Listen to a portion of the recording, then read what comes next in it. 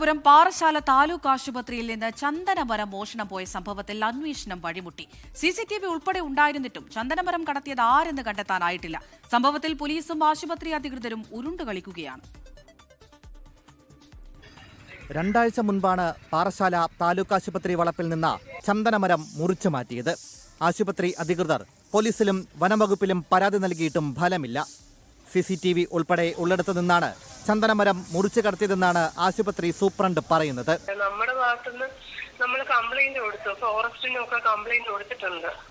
ഈ ഭാഗത്ത് CCTV എന്തെങ്കിലും ഉണ്ടോ? ഉണ്ടല്ലോ, ഉണ്ട്. പ്രതികൾ ആശുപത്രിക്കുള്ളിൽ നിന്നുള്ളവർ തന്നെ എന്നാണ് ആക്ഷേപം. എന്നാൽ പരാതി ലഭിച്ചെങ്കിലും ഇനിയും ഒരു പരാതി കൂടി ലഭിക്കണമെന്നും അന്വേഷണത്തിൽ വെറുമൊരു ഉണക്കമരമായിരുന്നു എന്നുമാണ് പാറശാല SHOയുടെ വാദം. അത് ഇവിടുത്തെ SI പോയി നോക്കിയെന്നാണ് പറയുന്നത്. അദ്ദേഹം പോയി കാര്യങ്ങൾ നോക്കി അത് ഉണങ്ങിയ ഒരു മരം വേണ്ട ഓടിച്ചു അവര് തന്നെ വെട്ടിമാറ്റാന്ന് പറയുന്നു.